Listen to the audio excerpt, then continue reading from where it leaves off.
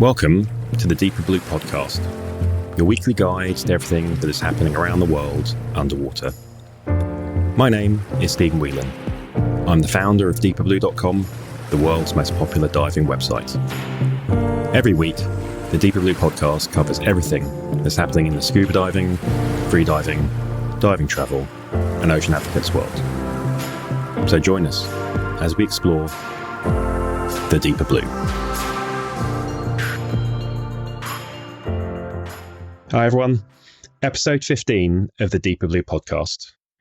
Coming up in this episode, as usual, we have the latest news from around the world underwater this last week. We then welcome back co-host Linden Wolbert as she sits down with TV personality, avid freediver and scuba diver and ocean advocate Kinga Philipps. Kinga talks a little about her life in front of the camera, life as an ocean advocate, and how an eye-opening encounter with a whale shark gave her a much larger perspective on the world. We then hear from David Diley, the underwater director and videographer, and director of the shark film Of Shark and Man, who tells us his top tip. And then finally, we hear from Gary Chuven on his best dive ever. Before we get to the news, I want to announce a major milestone that we passed this week. 300,000 likes on our Facebook page. I'll be honest, I'm always astounded and honoured when I see how far DeeperBlue.com has come in the last 24 years. In fact, although the site doesn't have an official birthday, a version of the site went live in September 1996. For something that I started while I was at university all those years ago, I have to pinch myself whenever I hear some new major milestone has been reached. It is totally mind-blowing. What made me laugh, though, is when I posted the announcement on Facebook and a lot of my friends in the industry got in touch to give their congratulations, which is obviously very fantastic. But one that really stuck out was one of my fellow Brits, Dean Martin, who works with Aqualung, who said he listens to the podcast every Sunday as he gets in the car to go diving and was chuckling that apparently my voice is very soothing. Something he didn't expect to be the case at all. And as I think most of my friends would agree, getting to the point where they were listening to me in their ear every week was not something that they would ever expected. So a big thank you to those who know me and keep coming back for more, and an especially big thank you, Dean. This is one's for you this week as you get in your car and go diving on Sunday. So on to this week's diving and ocean news. The dive show world continues to be shaken up. This week, we've heard of 2 US-based shows deciding to cancel upcoming shows. Firstly, we have the Blue Wild Show. This is a fantastic show we've attended a number of times over the past few years and been both attendees and exhibitors. It's one of the few global shows that has a strong freediving spearfishing focus. And this year, they had changed their date from the more traditional April timeframe to November, which was going to be just after the DEMA trade show, which we all know has now been cancelled for this year. We got an email last week confirming that it just isn't possible to run the show with the continuing challenges of COVID-19, and Sherry, who runs the show, has decided they'll come back in 2021. Similarly, the DC Dive Show had originally decided to go virtual for their February 2021 show, but have now decided to cancel all their 2021 shows, citing the impact the pandemic has had on both exhibitors and attendees for the show. On a positive front, though, there is a new online digital show called Scuba Digital that really is trying hard to move the concept of a dive show into a digital format. They are an online-only event being held over the 23rd to 26th of October this year. And as a visitor, you'll be able to interact with the exhibiting brands and speakers, as well as listen to both live and pre-recorded sessions. They're starting to gather a decent list of exhibitors across resorts, travel companies, equipment companies, and dive agencies. And we'll be watching closely to see how this show takes off this year. In the meantime, if you want to grab a ticket, they're currently priced at $10, but are set to rise to $15 or $20 as we get nearer the date. And you can head to scuba.digital to go and pick up your tickets. I'm so pleased to see my friends over at Volley Beach Resort in Fiji that they've been awarded Fiji's only Blue Oceans Dive Centre accreditation. Blue Oceans is a global environmental awareness project focused heavily on the oceans and waterways, however also addresses many land and human-related environmental impacts. I was lucky to spend a few days with the team at the resort and go diving when I was in Fiji back in 2018, and I could really see their personal approach, commitment to the environment and responsible use of resources around the resort and dive centre. So massive congratulations to the team there. I'm itching to go back and stay with you and go diving on those amazing reefs when it's safe to do so. The third annual Aware Week, organised by Paddy and Project Aware, took place last week as a way to empower people everywhere to carry the torch for ocean protection. Project Aware is a charity working to encourage divers to support the oceans, primarily through shark conservation and removing marine litter. It's closely affiliated to Paddy, as it originally started as a foundation in 1989, and Paddy itself helps provide offices and infrastructure to the organisation. The annual Aware Week is meant to encourage the global dive community to lead or take part in conservation activities and courses for a clean and healthy ocean. The event provides opportunities to support the ocean health, whether you're in the water or out of it, and in a variety of ways anyone can get involved, whatever capacity they have during these times. The week saw hundreds of beach and underwater cleanup activities, as well as dive centres offering divers new and old the opportunity to learn some of the Project Aware specialty courses, such as Dive Against Debris speciality and the Shark Conservation speciality. We have a long-standing partnership with Sunto, and this week Erin, who is one of our associate editors, published an article looking at the in-depth process that goes into the idea, design, construction and testing of a new dive computer.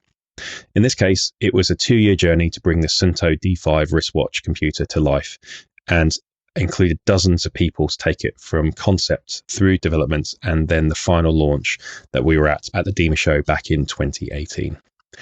It's truly a fascinating journey that I don't think any of us really appreciate when we strap that dive computer onto our wrist before a dive. And I've pretty much always dived a Sunto, even if it was a backup computer. So to get a peek behind the curtains, so to speak, is really quite amazing. I was also fascinated to find out that Sunto had started over 80 years ago by a Finnish adventurer who invented a liquid-filled compass to keep him safe wandering around knee-deep in snow and Arctic darkness. Just imagine what he'd be thinking these days about these magical computers that sit on our wrists to keep us safe as we go diving today. So take a look on DeeperBlue.com. The article is How It's Made, Sunto D5. Finally, and before we get to the main interview this week that our friend and co-host Linden Wolbert has with TV host and adventurer Kinga Philipps, it's worth checking out another one of the articles our very, very busy associate editor Erin has done this week. So Kinga recently appeared in a docuseries called Enslaved that features film superstar Samuel L. Jackson as he and the team explore over 400 years of human trafficking from Africa to the New World. Erin was very lucky. She sat down with Kinga and the dive team from Diving with a Purpose, who supported the series, and really dug into the fascinating facts and detail behind the series. It included a fascinating exploration into tracing down the sunken slave ships around the world, including 3 different continents, which included a 100-metre, 330-foot dive into the English Channel, although an original edit of the article said it was a 100-metre dive in the Thames, the river, through London, which, being a Londoner myself, we did look at and go, that's probably not right. 100 metres is definitely not the depth of the Thames, although it is going to be pretty murky down there. And they also did things like diving off the coast of Florida to locate the wreck of the Spanish slave ship, the Guerrero. So another one really worthy of adding to your reading list. And if you head to DeeperBlue.com after you listen to the podcast, you can get the full article there. So that's it for the news this week. I hope you're really enjoying these podcasts, and we are loving putting them together. Please do tell your friends about it. Drop them an email, send them a link. We post a lot of stuff on Facebook, Instagram and Twitter. Share those as well. Really, honestly, all these things really help in getting the word out about this podcast. And of course, if you like this episode, head to wherever you're listening to it, click on the subscribe button, hit the like, provide a comment or a review if you can, wherever you're hearing your podcasts. Everything really does make a huge difference. Hi, this is Tanya Streeter, freediver, mom, environmentalist, and just general ocean lover. And you are listening to the Deeper Blue podcast. Hi, it's Jason Elias, producer of the Deeper Blue podcast. Today, we welcome back Linden Wolbert as she chats with TV personality, avid freediver and scuba diver, and ocean advocate Kinga Philipps.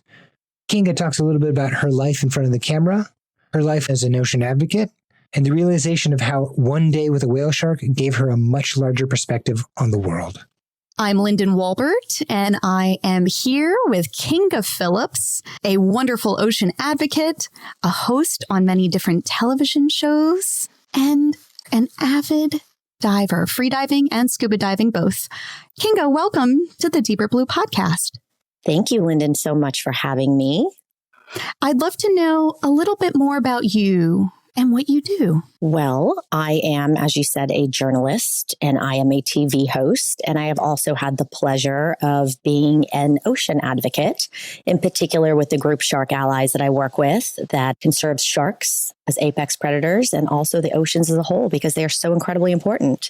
And what draws you to the ocean as an element you like to immerse yourself in? Salt water in particular has some kind of a property that has always been not only a draw, but this cleansing of all. And to me, getting into the ocean, whether it is for a scuba dive or a free dive or a surf or a swim or just waiting around, has some kind of a magic to it that I've never experienced anywhere else. I know that you've done some incredible filming recently for several shows, one of them particularly called Enslaved.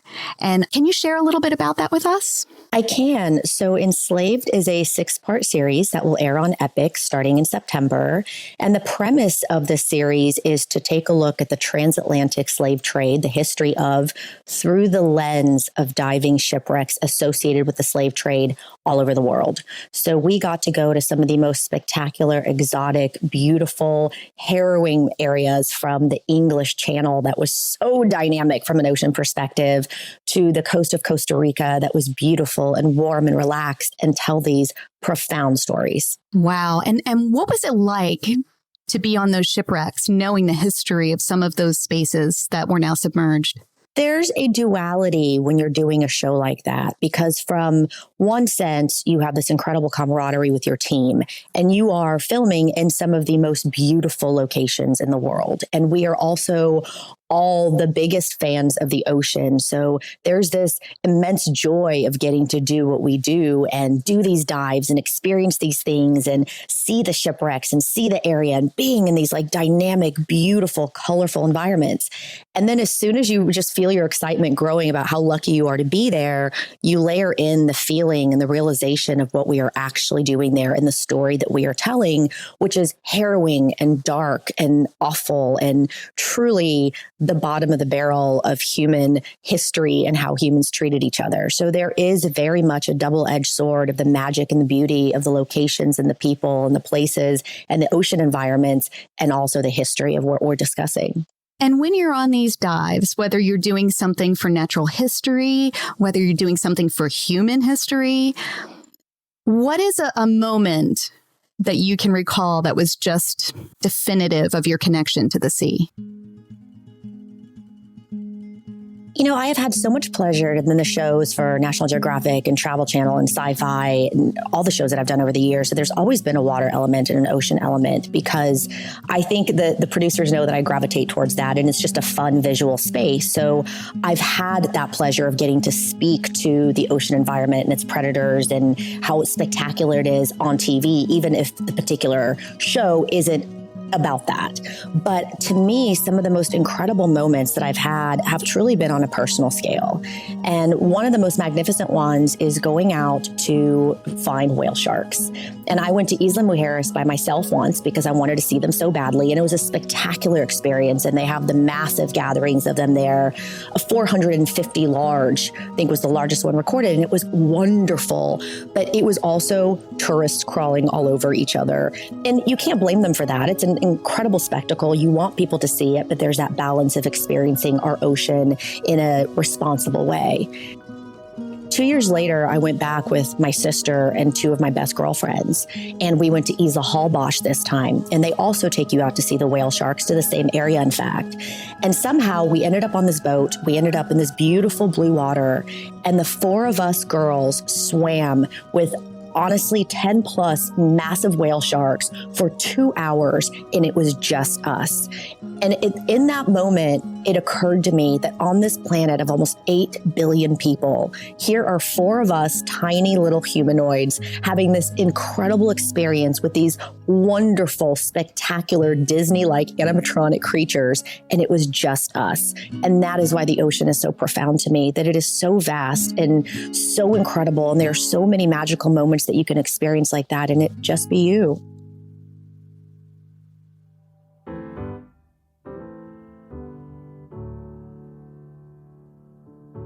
Tagline number 1. Hi, this is Sofia Gomez from Colombia. I'm a competitive freediver, and you're listening to the DeeperBlue podcast.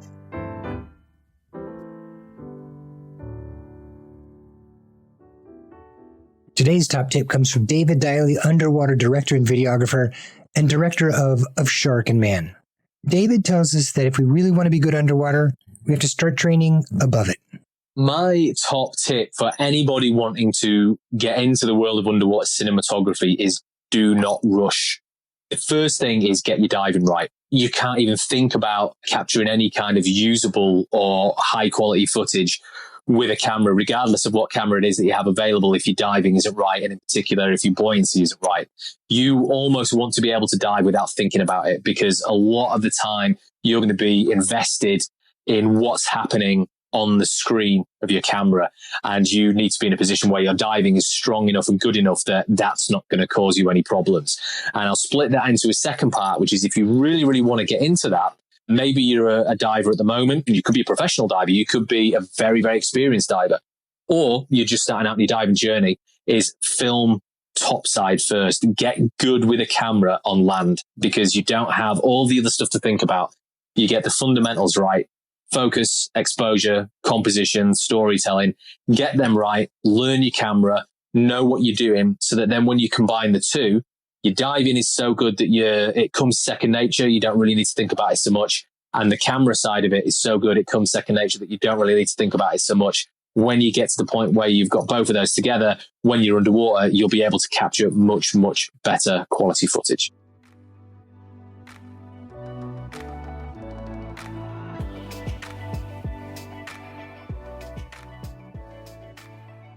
Finally, every episode, we share a story from you, the dive community, where we ask you to tell us about your best dive ever. My name is Gary. I currently live in Chicago. My best dive was my daughter's first post-certification dive. She was just turned 13. We were in Florida, and we dove the Sea Emperor, a barge that was sunk some years ago. Holes are cut in the hull. It's upside down. There are concrete culverts around. It's a great place to see marine life. Goliath groupers, moray eels, sharks now and then. It's 72 feet to the sand, 45 feet or so to the keel. So I told the dive op that I was taking her to the keel, circle around at 45 feet. And if she was comfortable, we were going to touch the sand. And that's what we did. The best part about the whole thing, she got cold. Didn't listen to her father, didn't listen to the instructor. She chose a shorty wetsuit. But we had a great time, and we've dove since. But that was the best one, at least with her. We'd love to hear your story about diving. So at the end of the show, you'll find out all the info you need to submit your best dive ever.